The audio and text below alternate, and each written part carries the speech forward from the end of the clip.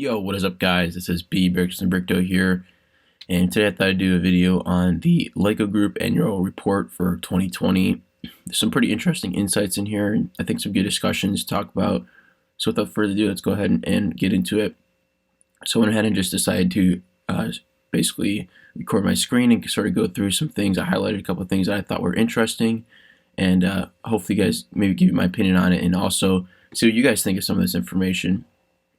So first up here, I think the major thing for me was that they mentioned multiple times about the success of the Lego Super Mario launch. So for example here, it basically just says the launch of Lego Super Mario introduced an entirely new way to play and was one of our most successful new themes. So right off the bat, my question is, I guess, what is like a successful new theme, in what sort of context? Is that out of every theme launch that they've ever had? Is that only the new releases this year? I guess sort of how does that fit in the context of Lego historically, or is it sort of just a one-year snapshot that it was the most successful theme? But again, it does seem a little bit cryptic, and I guess you kind of get this, especially with these companies that are private, releasing these annual reports. We're not getting a ton of disclosures as far as individual themes and performances, although I think that'd be an awesome metric to sort of give the fans. Okay, now we're going to be looking at, in my opinion, the most sort of fun part is the highest performing themes. First up is Lego Technic. Now, if you guys are in the U.S., I think most of you probably be sort of scratching your head at this, as I have myself in the past. But I've come to realize, and I've done a little bit of research on this, and I've seen a lot of sort of comments on certain articles about when people release this report, such as Brickset. And it seems to be pretty clear that Lego Technic is sort of disproportionately popular in Europe compared to the US.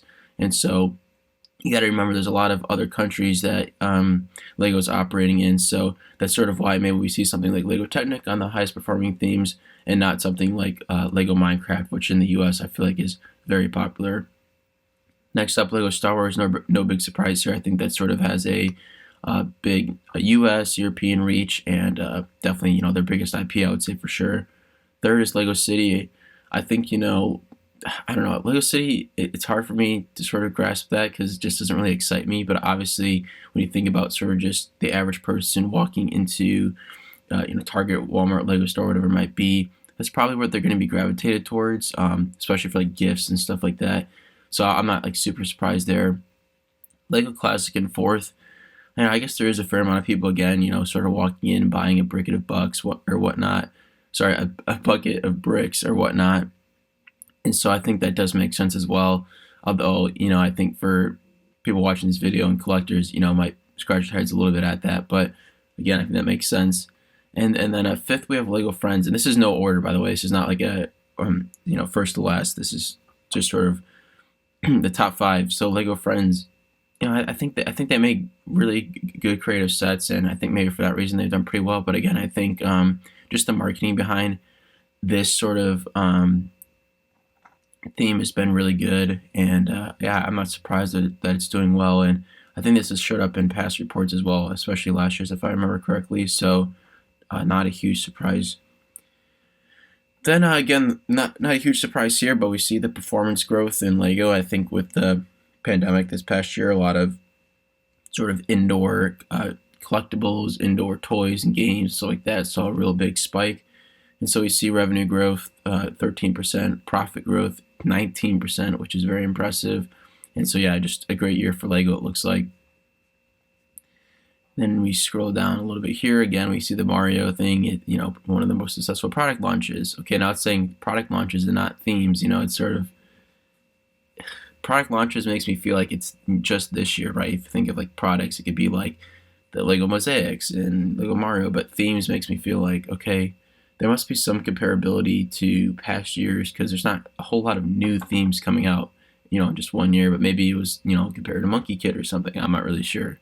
And then this is sort of interesting too because, from a business perspective, it's good that you're up, sales are up 21%, it says here, but how does that compare to the industry growth? Is it because Lego is operating very well, it was very successful, or is it just because industry as a whole saw growth, for various reasons throughout the year? And so if we look at this, we see market grew 10.4%, and then Lego's growth was 21%, so it sort of outpaced the industry's growth. And they attributed to a strong and diverse portfolio, resilient supply chain, and robust e-commerce platform. Again, it's a little bit cryptic there as well, but I think, it just goes to say that I think Lego had a good year, and that sort of honestly wraps up most of my thoughts on this report. Again, I think there's just a few more comments here about the sort of, we're working on long-term investments in digital play and stuff like that, which we know they have been. And then this was sort of an interesting thing as well. It says innovation is critical to the success of the Lego Group. In each new year, products make up approximately 55% of the portfolio. Again, I guess for me, I hear products. It's like, okay, that sounds like a lot, but then you think about products, and it's like, okay, well, there's the mosaics, and then there's dots, and then there's sort of have the buildable figures and the Mario packs. You can sort of like think that of a lot of different products, not necessarily themes that Lego introduces in one year. So I guess that makes sense. But again, it's hard for me to sort of conceptualize the 55% new products and the Mario. It's one of the most successful themes, compared to what is sort of my question there. So interested to hear your thoughts. Overall, I'm satisfied that Lego Mario is doing very well, it sounds like. Good to hear, obviously, that Lego had a strong performing year, as is sort of be expected. And again, I think for the top themes, it's sort of more or less the same that I think last year. And so for you guys that may be a little bit confused with the Technic and the City and Classic, hopefully sort of some of my explanations there maybe help you come to terms with that or understand that a little bit more. So anyway, guys, thanks for watching. This is B-Bricks signing off.